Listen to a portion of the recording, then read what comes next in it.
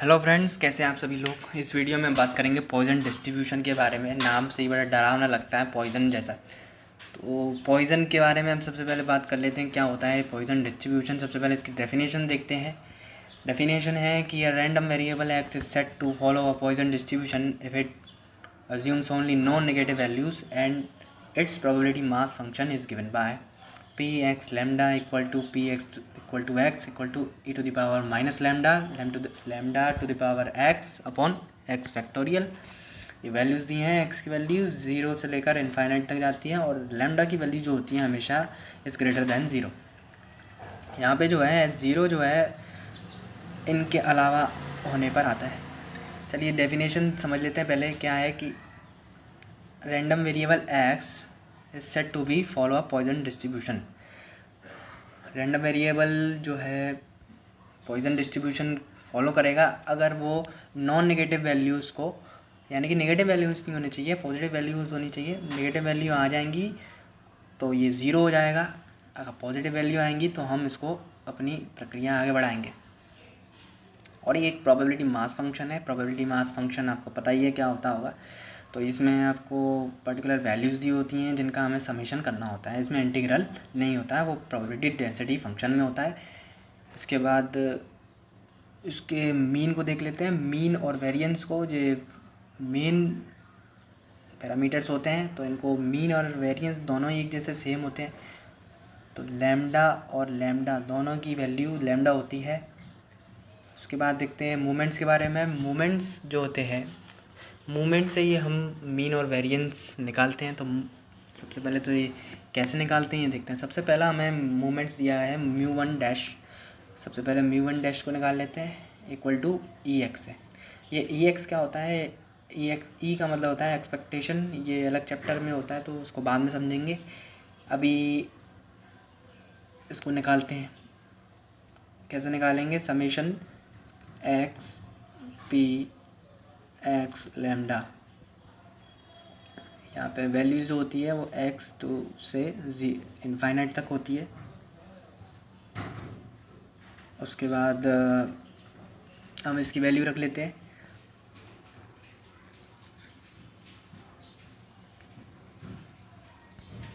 देखिए यहाँ पे है समेशन एक्स की 0 to infinite x.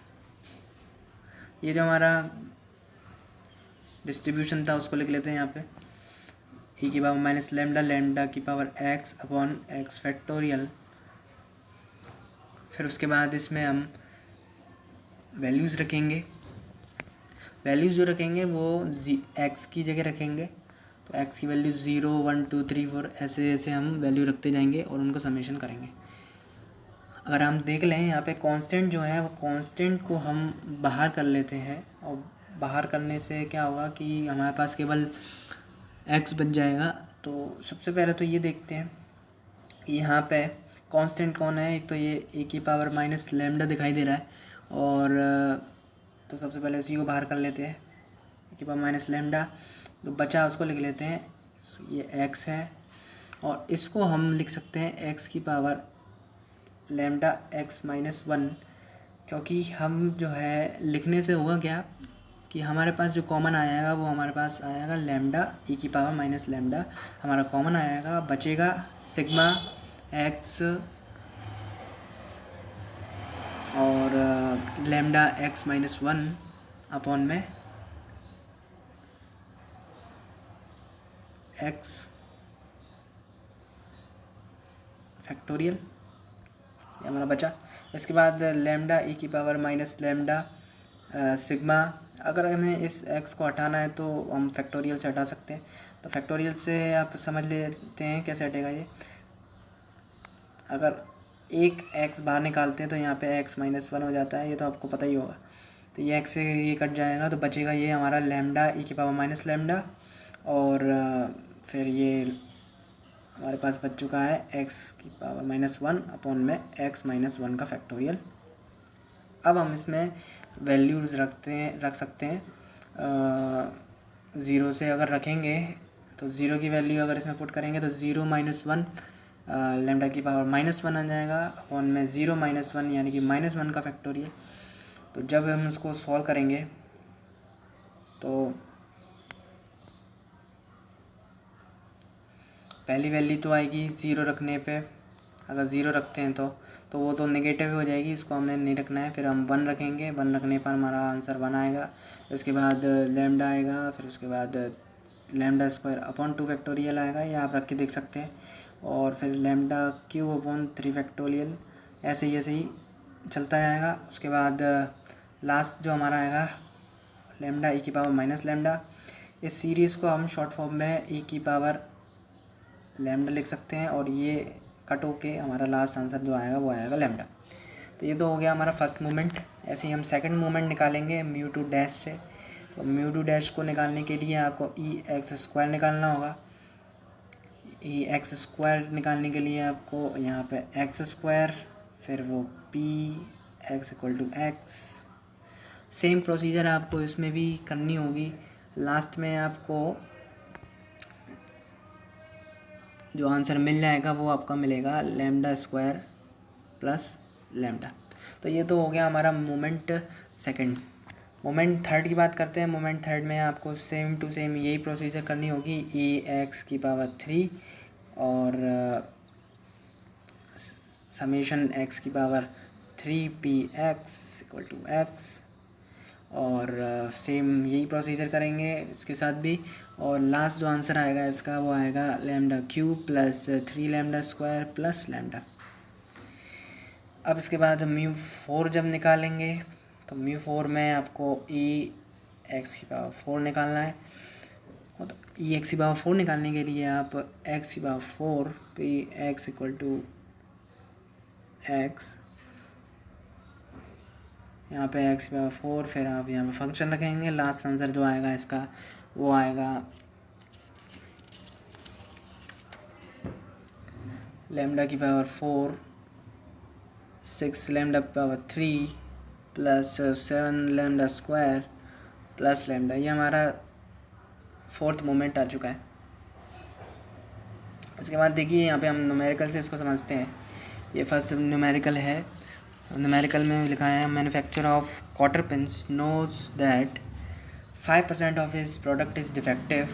If he sells quarter pins in boxes of 100 and guarantees that not more than 10 pins will be defective,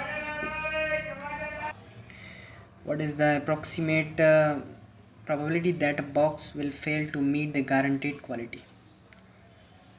देखिए यहाँ पे क्वेश्चन समझ लेते हैं। सबसे पहले मैन्युफैक्चरर जो है क्वार्टर पिन्स बनाता है और ये जानता है कि उसके 5% जो है प्रोडक्ट डिफेक्टिव है। If the seller quarter pins in boxes of 100, एक बॉक्स में 100 पिन्स हैं और 100 पिन्स में से वो ये गारंटी देता है कि 10 से ज़्यादा पिन्स जो हैं ख़राब नहीं निकलेंगी। What is the approximate probability that a box will fail to meet the guarantee rate? तो हमें ये बताना है कि प्रोबेबिलिटी इसकी बताना है कि वो फेल हो जाएगा अपनी बताई गई गारंटी क्वालिटी बता क्या बोल रहा हूँ मैं। चलिए शुरुआत करते हैं सॉल्यूशन से। आप समझ गए होंगे क्या कहना चाह रहा हूँ मैं। देखिए सबसे पहले तो ये देख लेते हैं कि हमारे पास एन कितना दिया है। एन जो दिया है वो दिया है हमें 100 यानी कि उस बॉक्स में जो पिन्स थी वो हमें 100 दी है। 100 के बाद प्रोबेबिलिटी देख लेते हैं, प्रोबेबिलिटी कितनी आई की। तो प्रोबेबिलिटी जो है वो हमें गिवन है पहले से ही 5%, यानी कि हम इसको लिख सकते हैं 0.05%। भाई लोग यार बीच में ये टमाटर धनिया मिर्ची वाले आ जाते हैं, उनकी बड़ी तगड़ी आवाज़ होती है, तो माफ़ करना बीच बीच में आपको इनकी आवाज़ आती है। तो देखिए सबसे पहले तो मैं बता रहा था कि एन की वैल्यू 100 है और पी की वैल्यू 5%, यानी कि 0.05 हमारी प्रोबेबिलिटी आ गई।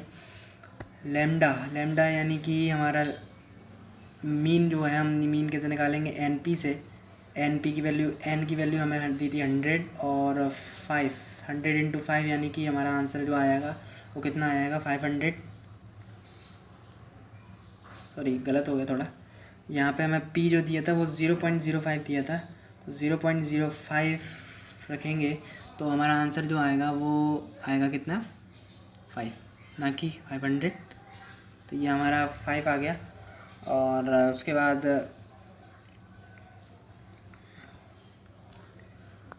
फिर मीन निकालने के बाद हम ये देख लेते हैं, सबसे पहले डिस्ट्रीब्यूशन लिख लेते हैं। x equal to e to the power minus lambda to the power x upon में x फैक्टोरियल। इसमें हमें जो लैम्डा की वैल्यू हमने निकाली थी वो रख देते हैं, e की पावर माइनस 5 की पावर x अपॉन में x फैक्टोरियल। अब ये देख लेते हैं कि probability that a box will fail to meet the guarantee quality is, उन्होंने बोला था कि मोर देन 10 की हमें प्रोबेबिलिटी निकालनी है। तो इसको निकालने के लिए क्या करेंगे हम, देखिए मोर देन 10 तो नहीं निकाल सकते क्योंकि बहुत बड़ी वैल्यू है, 100 तक की वैल्यू है। तो हम क्या करेंगे, इसको 1 माइनस पी की वैल्यू करके रख देते हैं। तो 1x ये हमारी वैल्यू आ जाएगी 1 minus P x less than 10, और इसमें हम वैल्यू रख के हम सॉल्व कर लेते हैं।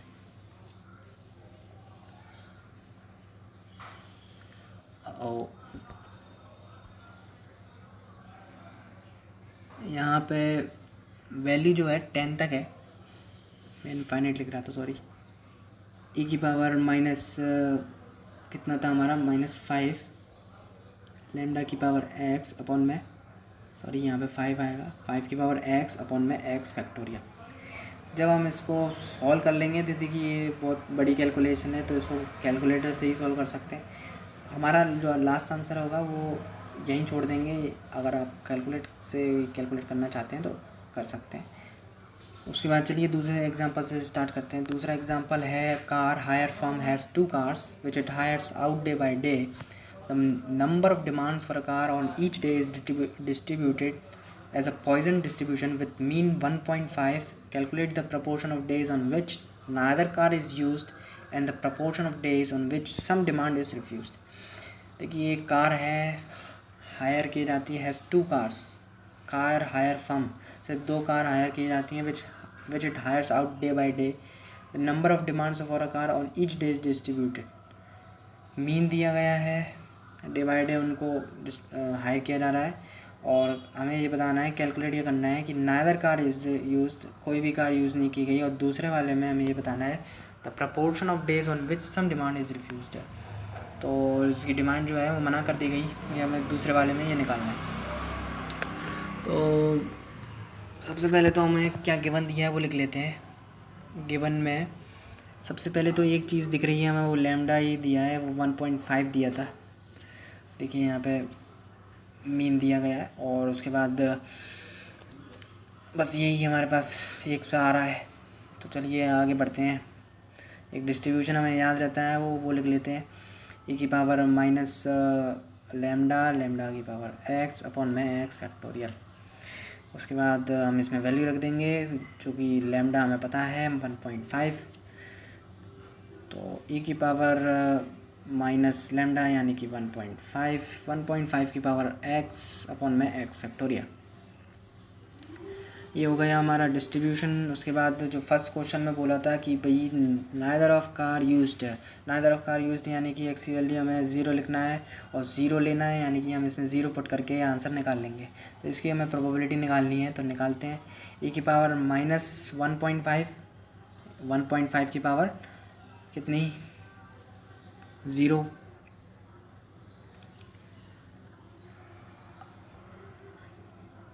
अपॉन में x फैक्टोरियल, सॉरी 0 फैक्टोरियल।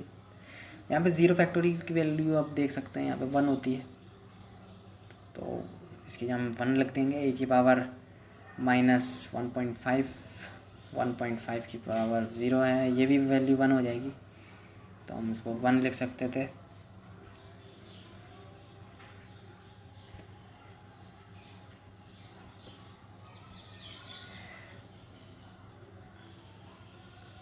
देखिए यहाँ पे नीचे भी 1 आ गया, ऊपर भी 1 आ गया, तो हमारा जो बचा वो बचा है माइनस e की पावर माइनस 1.5।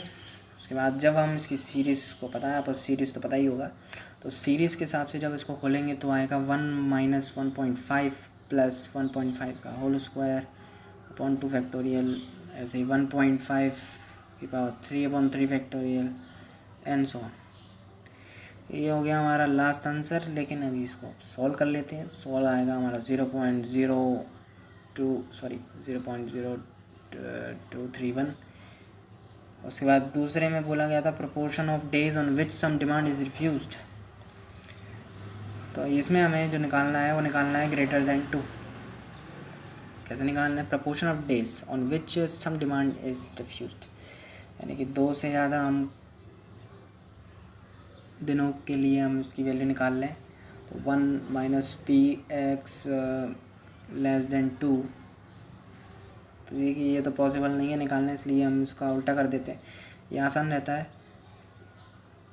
इसमें हमें x की वैल्यू 0, फिर उसके बाद p की वैल्यू x = 1 और 3 वैल्यू हमें निकालनी होगी। ये तो आप कर सकते हैं जब आपको आ ही गया होगा। उसके बाद जब इसको सॉल्व किया जाएगा, उसके बाद लास्ट जो आंसर आएगा वो हमारा आएगा 0.19126। ये हमारे ये 2 क्वेश्चन हो गए। तो आपको अच्छा लगा वो वीडियो, ऐसा मैं आशा करता हूँ। अगली वीडियो लाता रहूँगा।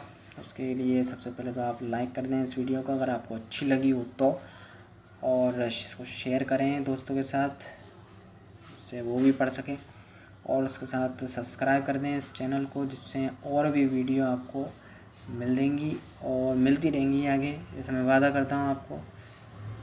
चलिए अगली वीडियो तक के लिए जय हिंद।